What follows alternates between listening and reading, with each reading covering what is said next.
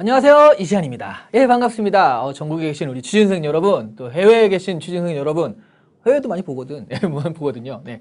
자, 어쨌든 굉장히 반갑고요. 자, 여러분과 같이 좀 사트에 대해서 알아볼까 하는데 알아보는 것만으로는 부족한 거죠. 지금 보면 제가 그 사트 강의를 한 지가 이제 좀 됐는데 한 3, 4년 전만 해도요. 이 사트라든가 직무적성 검사는 그냥 이런 유형이 나오는구나 라고 해가지고 시험 보기 직전에 문제 몇 번 풀어보고 뭐 그런 정도로 이제 많이 끝났어요. 그렇게만 해도 어느 정도 나왔는데 불과 정말 1년 사이로요. 굉장히 이렇게 느는 거예요. 정말 사트 공부하는 사람들이 이렇게 느는 거예요. 그래서 단적인 예로 제가 재작년에 대학교에 강의를 나간 게 특강 같은 것들을 나가거든요. 나간 게 한 대여섯 개인데 작년에는 25개를 갔어요. 작년에는 25개. 이게 몇 배? 5배가 된 거거든요. 게다가 사트 특강 같은 경우에는 그냥 3시간짜리 잠깐 한번 유형 분석이 아니라 보통 막 15시간에서 3일 아니면 5일 해가지고 쭉 길게 공부를 하는 거기 때문에 이게 25개 학교라는 거 정말 많은 거거든요. 자, 어쨌든 그런 식으로 그만큼 공부하는 사람들이 굉장히 많이 늘고 있다. 이런 것들을 좀 아셔야 된다는 거죠. 그게 무슨 어떤 영향이 있느냐? 당연히 커트가 올라가는 거죠. 예, 공부하는 사람이 많으니까 커트가 올라간다. 이런 개념이 되는 거예요. 그러니까 여러분 이걸 아셔야 되는 거죠. 지금 물론 이 사트를 공부하시려고 이 강의를 보시는 분들은 이미 여기에 대한 중요성을 충분히 아시겠지만 앞으로는 이게 더 갈 수밖에 없다라고 말씀드릴 수밖에 없어요. 왜? 열린 채용이니까요. 열린 채용이 뭐야? 이게 1차 서류가 있고요. 그쵸? 서류에 이제 이력서와 자소서가 있는 거잖아요. 그리고 서류에서 적성 있고 그 다음에 면접이 있는 거거든요. 그런데 이렇게 생각해 보셔야 돼. 가령 1000명을 뽑는다라고 한다면 면접에서 이것을 뭐 10대 1의 기준으로 한다. 그러면 1000명을 뽑으면 10,000명을 면접해야 돼요. 10,000명을. 한 사람이 하루에 면접할 수 있는 게 몇 명이라고 생각하세요? 그거 끽해봐야 20명이거든요. 근데 3사람이잖아. 3사람이 20명 면접하고 그러는데 10,000명이에요. 이거는 불가능해요. 그래서 면접은 항상 많으면 3대1, 적으면 2대1 정도로 이 비율을 맞추거든요. 안 그러면 도저히 이 면접을 할 수가 없어요. 진행을 할 수가 없기 때문에 면접은 이걸로 맞춰요. 자, 그럼 그동안 여러분들이 서류를 광탈했던 이유는 그래서 여기서 갈랐거든. 여기서 이력서에서요. 뭐 이제 우리가 흔히 아는 학벌, 학점, 영어 점수 이런 것들은 객관적으로 딱 나오는 거니까 처음부터 게다가 요즘 컴퓨터가 됐으니까 몇 점 이하는 그냥 아예 툭툭툭 잘라버려라고 해버리면 소팅돼서 나와버리잖아요. 여기서 잘랐기 때문에 이게 어렵다. 그래야지 이제 여러분 스펙 경쟁. 여기서 얘기하는 스펙이라는 건 점수 경쟁. 그래서 토익 몇 점, 뭐 학점은 어떻게, 그 다음에 학교는 어떻게 잘 안 되니까 그 편입이나 이런 걸 통해서 뭐 자꾸 이렇게 하시려고 그랬는데 이게 열린 채용이란 개념은요. 요거를 안 보겠다는 개념이거든요. 그쵸? 학벌 타파, 학점, 영어 점수 괜찮고 뭐 이런 거. 학점은 안 본 지 오래됐고요. 학교가 어딘지 상관없어. 오히려 지방대를 많이 뽑아. 막 이래버리니까 이걸 안 보겠다는 얘기예요. 그러면 자소서는 이런 거죠. 얘는요. 가령 영어 점수로 자 780은 떨어지고 785는 붙어. 이렇게 하면 되거든. 그쵸? 딱 객관적으로 딱 여기까지는 되고 여기까지 안 돼. 이래 버리면 되니까. 근데 자소서는요. 야, 얘 자소서는 82점이고 얘 자소서는 83점이니까 얘는 붙고 얘는 떨어져 라고 하기에는 1점 차이가 이게 객관적이냐는 거죠. 예, 자소서는요. 이런 식으로 딱 어디까지 몇 등까지 나와 이렇게 할 수가 없어요. 자소서는 패스 아니면 페일이에요. 야, 이거는 얘 괜찮은 것 같아. 넘어가. 이거는 좀 아니야. 이런 개념이지 82, 83, 84에서 다 그레이드가 쫙쫙쫙 나눠져가지고 어디까지 된다. 이런 개념이 아니기 때문에 자소서를 이렇게 정치하게 뽑을 수는 없거든요. 그렇죠? 이건 안 보는데 자소서는 그러니까 넘어가. 대강 괜찮으면 넘어가란단 말이야. 그래서 뭐가 되냐면 이게 이제 일종의 필터링이었다면 지금 필터링은 이 적성인 거예요. 그래서 열린 채용을 공기업 같은 데서 이번에 열린 채용을 도입을 하는데 열린 채용을 도입하는 공기업을 보면 적성을 같이 도입해요. 보통. 왜? 이게 있어야 되기 때문에. 안 그러면 여기서 10대 1고 어떻게 할 거야? 그죠? 예. 그래서 그건 뭐 적성 하시는 기업 담당자들도 얘기하시는 게 적성은 한마디로 여러분을 붙이기 위해 보는 시험이 아니다. 여러분을 떨어뜨리기 위해 보는 시험이다. 필터링하기 위해서 보는 시험이다. 저는 적성을 가르치지만 이렇게 얘기할 수밖에 없어요. 왜? 그게 사실이니까. 자, 그래서 아마 열린 채용이 더 강해질수록 이거는 더 여기서 떨어지는 거야. 여기서 떨어진다기보다 여기서 떨어지게 되는 거죠. 자소서에 떨어지면 내가 왜 나보다 훨씬 못했던 쟤도 붙는데 나는 왜 떨어져? 라고 하면서 기업에 불만을 갖기도 쉬워요. 이게 영어 점수가 안 돼서 떨어졌다 그러면 에이, 내가 잘못했네. 뭐 이렇게 할 수도 있고요. 그러니까 근데 적성에서 떨어지게 되는 경우 수긍도 많이 해요. 예. 아, 내가 소금물 문제 분명히 못 풀었거든. 근데 떨어졌어. 그러니까 당연한 사필 규정이야. 라고 생각하는 경우도 있기 때문에 적성에서 떨어뜨리는 게 기업에서도 제일 깔끔하게 보기 좋다라는 거죠. 그래서 여기에 대한 필터링이 강화된다. 그게 뭐냐면 그래서 여기서 요즘에 적성 공부하는 사람 많이 늘어났잖아. 그 이유가 이제 여기서 떨어진 사람이 많으니까요. 계속 떨어져 보니까 이게 중요하구나를 알겠고, 또 하나는 적성을 본 다음에 야, 이게 유형만 알아서 되는 것이 아니라 공부를 해야 되는구나를 알았기 때문에 그게 늘어난 거거든요. 자, 이런 지금 열린 채용 분위기라고 한다면 여러분 적성에서 여러분의 성패가 갈릴 수밖에 없는 그런 상황이 올 수밖에 없어요. 이런 이유 때문에요. 자, 그래서 이제 적성 공부를 여러분이 시작을 하시는 건데, 사실 사트를 하시면서 사트만 하실 수 있는 건 아니거든요. 다른 것들도 다 사트 기본으로 어떤 것이 이제 형성이 된다. 이런 거 좀 말씀을 드리겠고요. 이렇게 보시면 돼요. 물론 기업들이 조금 바꿀 수도 있지만 여러분이 사트를 왜 공부하시냐면 이게 사트 정도 되는 거죠. 문제 유형이나 난이도가요. 유형과 난이도를 고려한 전체 그레이드가 사트가 딱 중간이라고 보시면 돼요. 자, 그래서 이거보다 낮은 난이도 같은 경우에 CJ라든가 현재 농협, 이런 농협은 좀 자주 바꾸긴 하는데 지금은 일단 농협 이런 거, 중간에 뭐 이랜드나 LG전자 이런 것들이 이거보다 낮은 그레이드를 형성하고 있고요. 위쪽 굉장히 어려운 거는 두산 디켓이죠. 두산 디켓이라든가 아니면 SK, KT 이런 애들이 또 위쪽 레벨을 형성하고 있어요.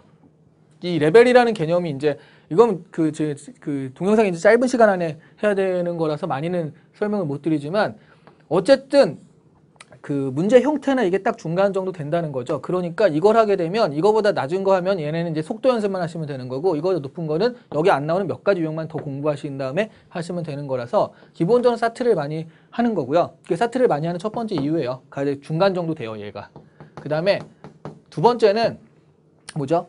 그 2013년 상반기는 좀 애매했는데 그 전에는 항상 사트가 제일 먼저 봤거든요. 2014년 상반기에 이제 현대차, HKC랑 겹쳤는데 보통은 사트를 제일 먼저 봐요. 그리고 한 2주 정도 있다가 다른 기업들의 적성이 시작되기 때문에 웬만하면 사람들이 약간 꼭 삼성을 생각하지 않는다 하더라도 다른 기업의 모의고사 정도로 많이 응시했다는 거죠. 그래서 시기상의 문제도 사트를 많이 공부하는 이유가 됐었고요. 가장 중요한 게 세 번째인데요. 이게 뭐냐면 다른 기업은 1차가 돼야 되잖아. 내가 두산 1차가 안 됐는데 지금 두산 디켓을 공부할 수가 없는 거예요. 아까운 거예요.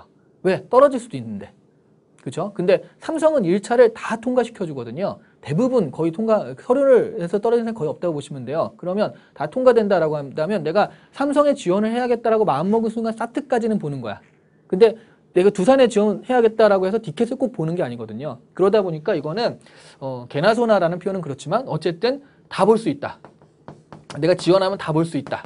이런 거기 때문에 다른 거는 내가 볼 수도 없는데 시험 공부하기는 좀 억울하잖아. 근데 이거는 일단 공부하면은 그냥 보는 거기 때문에 이런 장점 때문에 사트 하면서 굉장히 많이들 보는 겁니다. 예. 자, 그런데 이런 식으로 활용을 해야 된다는 거죠. 여러분 지금 사트 공부를 하시는데요. 이 사트 공부의 유형이나 난이도는 중간쯤 되기 때문에 다른 시험들 같은 경우에는 난이도 차원에서 이건 좀 쉬워요. 그러니까 얘네들은 정말 스피드 이런 것들 이거보다 사트도 굉장히 급박한데요. 이거보다 훨씬 더 급박하게 풀어야 되기 때문에 스피드 연습을 실제로 하시면 되는 거고, 얘네들은 여기 안 나오는 난이도 몇 가지만 더 요 기업은 요게 특징이고 요 기업은 요게 특징이니까 요것만 더 공부하자라고 하셔서 막판에 결합을 하시면 요게 충분히 다른 기업의 대비 효과도 된다.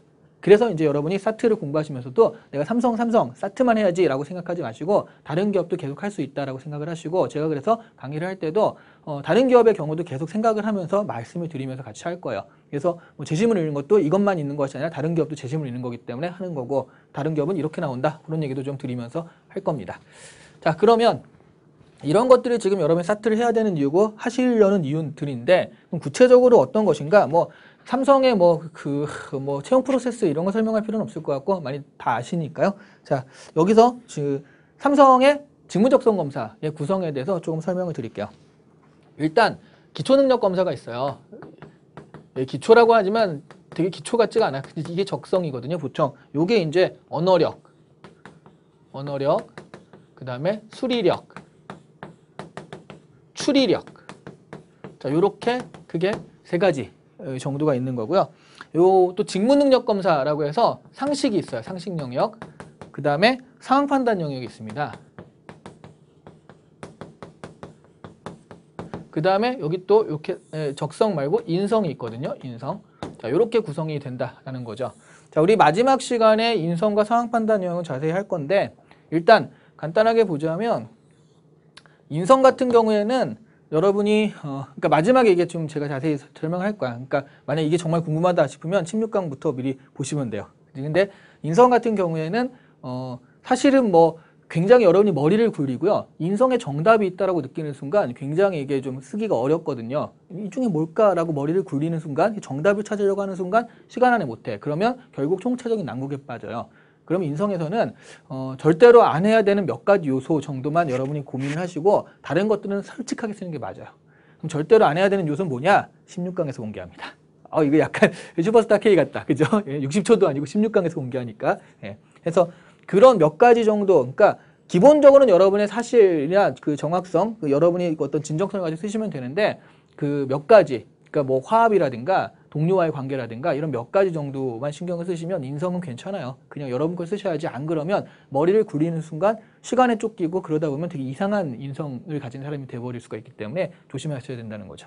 자, 그러면 인성검사는 나중에 다시 얘기하고요. 상황 판단도 마찬가지야. 상황 판단도 같이 얘기할 건데 요게 이제 어려운 이유는 여러분 이런 상황을 안 겪어봐서 그래요. 근데 직장 생활을 하다가 맞닥뜨릴 수 있는 이 상황에 대해서 어떻게 할 것인가의 문제인데 이게 보통 면접 같은 데서 많이 나오는 문제이기도 하거든요. 상사가 뇌물을 받는다. 이걸 알게 되었다. 어떻게 할 것인가? 1번 일단 꼰질른다. 2번 그냥 모른 척 넘어간다. 3번 상사한테 가서 뭐 말린다. 4번 뭐 5번 뭐 이런 식으로 그 상황 판단이 뭐 이런 상황, 이게 면접에서 주기 좋은 그런 질문이잖아요. 이런 것들을 준다면 어떻게 할 것인가를 선택해라 라고 해서 여러분이 굉장히 이건 이거 같기도 하고 저거 같기도 하고 현실적이지 않고 이건 너무 이상적인데 큰일 났네 뭐 이런 식으로 생각을 하시는데 상황 판단 같은 경우에는 딱 정답을 찾는 게 아니라 오답을 피하는 것이다 라고 생각하시면 되죠. 그러니까 이거 중에 이 4개, 5개 중에 정답 하나가 있다가 아니라 오답 한두 개가 있는데 그거를 피해서 나머지는 어느 정도 비슷해 라고 생각하시면 웬만큼은 상황 판단 때문에 떨어졌다 이런 얘기가 듣기 힘들거든요.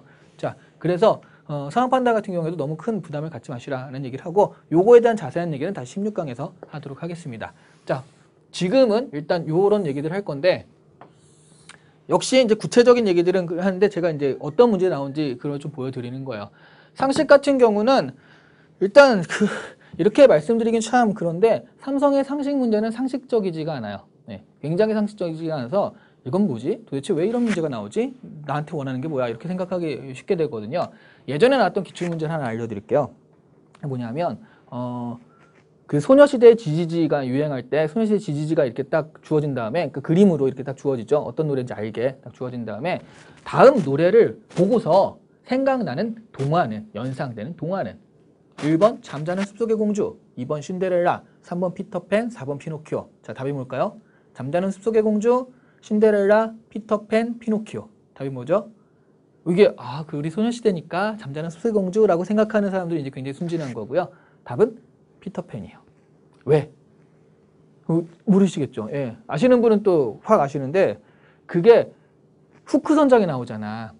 피터팬에. 근데 소녀시대의 지지지 노래가 그 무슨 장르라고 그러죠? 뭐 같은 멜로디가 반복되면서 귀에 착 감기는 그런 거 후크송이라고 그러죠. 그런데 피터팬의 후크 선장이 나온단 말이에요. 그러니까 피터팬이 연상돼야 된다. 이런 개념이에요. 이게 삼성의 상식 문제. 그러니까 있어요. 당시의 문화적 트렌드로 후크송을 알아야 되는 건 그냥 상식 문제가 나오면 나올 수 있거든요. 이런 장르의 노래를 무엇이라고 하는가? 후크송이라고 할 수는 있는데 뭐 레트로송 이런 식으로 딱 그런 것들 일종의 문화적인 어떤 상식이니까. 그런데 그런 것들을 한 단계 더 들어가서 연상되는 동화라고 약간 넌센스적으로 풀어내는 게 이게 삼성 상식의 특징이라서요. 그러니까 제가 보기에는 그냥 상식 많고 그냥 아는 게 많아서 되는 게 아니라 약간 적용력 있죠. 파박 머리 굴리는 거 이런 것도 좀 필요하다는 거죠. 이런 게 없으면 이건 아는데도 틀리는 문제가 되는 거예요.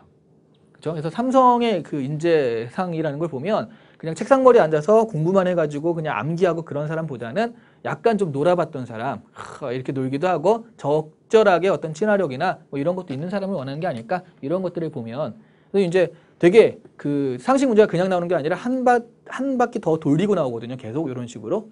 자, 그래서 삼성의 상식 문제는 상식 자체를 공부한다기보다는 내가 알고 있는 상식을 어떻게 잘 활용해가지고 문제를 풀 것인가라는 연습에 더 주목을 하시고 맞춰야 된다라는 거고, 그래서 삼성의 상식 문제를 공부할 때 뭐 태세책 보면서 이렇게 열심히 하시고 그러실 필요가 없어요. 그렇게 나오진 않거든요.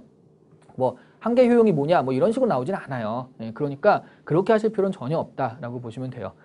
그러면 그냥 틀려야 되는가? 꼭 그런 건 아니고 제가 가이드적으로 어차피 상식도 이제 다시 자세히 얘기할 때지만 가이드적으로 말씀을 드리자면 상식은 여러분 그 삼성을 보면 지금 그러면 이공계랑 상경계, 인문계 그렇죠? 이공이랑 인문이랑 지금 삼성은 같이 공부하나요? 이거 그 동영상 이공 인문 다 같은 건가요? 라고 하는데 예, 같아요. 왜냐하면 얘가 같기 때문에 상식에서만 달라. 얘네들은 다 같아요. 거의 비슷한 난이도와 같은 문제를 풀게 되는데 상식 문제 같은 경우에는 상식에서 50문제가 나오거든요. 50문제에서 30문제가 공통이고요. 20문제씩이 이건 이공계용, 이건 상경계용 해가지고 상경계, 이공계, 인문계가 이제 여기 들어가겠죠. 자, 요렇게 갈려요. 요 20문제가 갈려서 이공계와 상경계가 나뉘는 겁니다. 그렇죠? 다른 문제들은 거의 같다고 보시면 되는데, 자, 그래서 요 20문제가 굉장히 특징적인 거거든요. 상식을 공부하실 분은 일단 기본적으로 이 20문제를 공략하셔야 돼요. 그래서 이공계 20문제는 주로 뭐냐 하면 과학 기본 개념이라고 보시면 되죠. 과학 기본 개념. 고등학교 과학 1 교과서 정도라고 보시면 돼요. 그러면 그걸 보셔도 돼. 고등학교 과학 1 그걸 보셔도 되고요. 그 다음에 그럼 상경계 20문제는 뭐냐라고 한다면 요거는 마케팅 용어 정리를 좀 하시면 돼요. 요거 중요한 거 최신. 여러분이 경제학 원론, 뭐 마케팅 원론 이런 거 보지 마시고 그건 이미 지난 거거든. 교과서까지 나올 정도면 지난 거고 지금 하는 어떤 마케팅 용어. 그렇죠? 뭐 이미 이것도 많이 지나갔지만 PPL 같은 건 참 많이 나오기도 하죠. 실제로 2012년에 삼성에 나오기도 했고요. PPL 이런 식으로 마케팅 용어들. 그 다음에 뭐 월드컵을 앞두거나 뭐 올림픽 있을 때는 항상 나오는 게 엠부식 마케팅. 그런 것들 나오기 때문에 마케팅 용어 정리 같은 것들은 좀 필요하다라고 보시면 되겠고, 얘네들은 고등학교 과학 1을 보시면 되겠고, 얘는 어떻게 하면 되냐면 인터넷에서 마케팅 용어 정리, 마케팅 용어 모음, 최신 마케팅 용어 모음 이런 식으로 검색을 해보세요. 그러면 되게 할 일 없는 친구들이 많이 정리해 놓은 게 있어요. 그걸 다운받으시면 돼요. 괜히 뭐 내가 다 정리할 필요도 없고 그걸 다운받으셔서 같이 이게 마음에 걸리면 땡큐라고 한마디 딱 적어놓고 하시면 돼요. 자, 그래서 요로 20문제를 일단 공략하는 게 그 가장 좀 현실적인 방법이라는 거예요. 그 30문제도 약간의 어떤 경향들이 있지만 그것들은 또 상식할 때 또 자세히 설명을 드릴게요. 자, 그럼 일단 여기까지는 요건데 사실 우리가 적성 검사 공부를 한다라고 한다면 요 세 가지를 얘기하는 거거든요. 그렇죠? 보통은 그래요. 상식 공부는 해봤자 그래서 되게 효과가 그렇게 많지가 않거든. 얘네들을 하는 게 훨씬 더 효율적이라는 거고요. 여러분의 상식 뭐 지금 경제학 쫙 정리한다고 해서 이게 시험 문제에 나오냐, 그리고 나왔는데 내가 풀 수 있느냐, 이런 식으로 넌센스가 됐을 때 과연 풀 수 있느냐라고 하면 내가 들어가는 시간과 노력에 비해서 굉장히 아웃풋이 초라할 수 있는 게 상식 문제이기 때문에 기본적인 것들만 좀 하시지 아주 되게 열심히 태세 점수 맞듯이 그렇게 하실 필요는 없다는 얘기죠. 그럼 그런 정성과 시간을 엿다 쏟아부으면 요거는 현실적으로 굉장히 좋아요. 왜냐하면 결과적으로는 여기서는요. 그냥 몇 개 차이가 안 나거든요. 여러분 이런 거 궁금하지 않으세요? 도대체 몇 개나 맞아야지 삼성이 붙는 것일까? 사태에 붙는 것일까? 궁금하시죠? 네, 그거 알려드릴게요. 예, 그 굉장한 비밀인데 영업 비밀이에요. 근데 알려드릴게요. 자, 이게 이제 그 사람들의 어떤 평균 곡선이다라고 한다면 실제로 그런 건 없어요. 왜냐하면 몇 점이다, 몇 점까지 해야지 이게 붙는다라고 하기에는 난이도가 다르잖아. 연도마다 난이도도 다르고 또 하나는요. 이게 상대평가다 보니까 그해 년도에 어떤 친구들이 오느냐에 따라 달라져요. 이 2년도에 굉장히 좀 공부 잘하는 친구들이라든가 유난히 이제 좀 잘하는 사람들이 많이 몰렸다. 그러면 당연히 점수가 높아질 수밖에 없고요.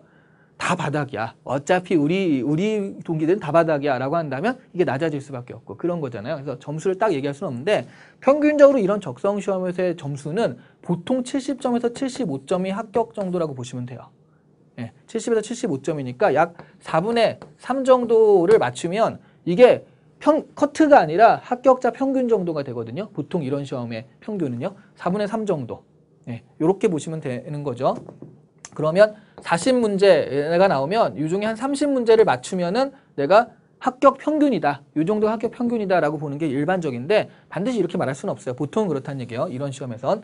자, 그런데 다른 거 말고요. 여기서는 또 이걸 말씀드릴게요. 커트가 여기 한 20에서 30% 정도 안에가 이제 커트다. 여기 안에 들어가는 게 그다. 그러면 이게 이제 50%일 거 아니야? 중간 평균이니까요. 그렇죠? 그러면 얘가 몇 점이다라고 말할 수는 없는데 요거 차이는 항상 비슷하거든요. 그러니까 50% 선과 요 합격선, 요 커트의 차이가 여기가 몇 개 정도나 차이가 날까요? 그러니까 한마디로 딱 중간인 사람과 합격할 수 있는 선까지의 요 차이, 요 개수 차이가 몇 개나 날까? 요거는 거의 비슷하거든요. 매해 거의 비슷해요. 통계적으로 보면. 그래서 말씀드릴 수 있는데 몇 개 차이일 것 같아요? 이게 30개 만점인 시험이에요. 30개 만점인 시험에서 요 차이는. 그죠? 이게 15개라고 해봅시다. 평균이 15개인데 그럼 커트라인은 몇 개가 될까? 15개, 30개니까 한 24개, 23개, 22개? 아니에요. 18개. 네. 여러분이 생각하는 것보다 이 차이가 굉장히 좁아요. 그러니까 제가 이렇게 말씀드린 게 이것의 10분의 1개 정도가 평균과 커트의 차이라고 보시면 돼요. 그래서 40문제면 4개, 그 20문제면 2개 차이인 거야. 그죠? 그렇게 되면 사실은 여기서는 한두 문제 때문에 이게 ing시 인원을 생각하면 여기 한 문제 때문에 몇만 명이 왔다 갔다 한다는 얘기거든요. 그죠? 10,000명 정도 여기서 왔다 갔다 한다는 얘기예요. 그러니까 이거 엄청난 차이가 되는 거죠. 이거 차이는 몇 개 안 되지만. 그래서 여러분 이렇게 생각하시면 됩니다. 적성에서 여러분들이 적성 시험을 다 맞추려고 하지 마시고요. 이 중에 딱 요거만 넘어가자. 요거만 넘어가자. 여러분 적성 이거 다 맞아봤죠? 그래서 사트 전무후무한 뭐 그 만점자라고 해봤자 뭐 이건희 회장이 헬기 타고 와서 자넨가 하면서 인사하고 막 그러지 않아요. 예. 그냥 그런 거야. 넘어가는 거죠. 예. 그러니까 그냥 합격할 정도만 딱 맞으면 되는 거니까 기본적으로 내가 이 정도 나오는데 이 중에 몇 개만 더 맞자라고 생각하시면 돼요. 그러면 모든 문제를 다 이렇게 할 수는 없고 모든 문제 다 풀 수도 없고요. 그러니까 이 중에 내가 공략할 유형, 내가 약한 유형이라면 그거 아니면 내가 잘하는 유형을 확실하게 맞을 거야 해서 제가 유형들을 설명을 드릴 텐데 그런 중에 요것 좀 공략해서 요것 좀 한두 개 더 맞고 여기서 한두 개 더 맞고 여기서 한두 개 더 맞으면 돼 라는 전략을 가지고 이것들을 하셔야지 괜히 뭐 내가 다 맞아야겠다 이렇게 공부하시면 3년 공부하셔도 안 될 수 있다는 거예요. 자, 그렇게 하시면 안 되겠고요.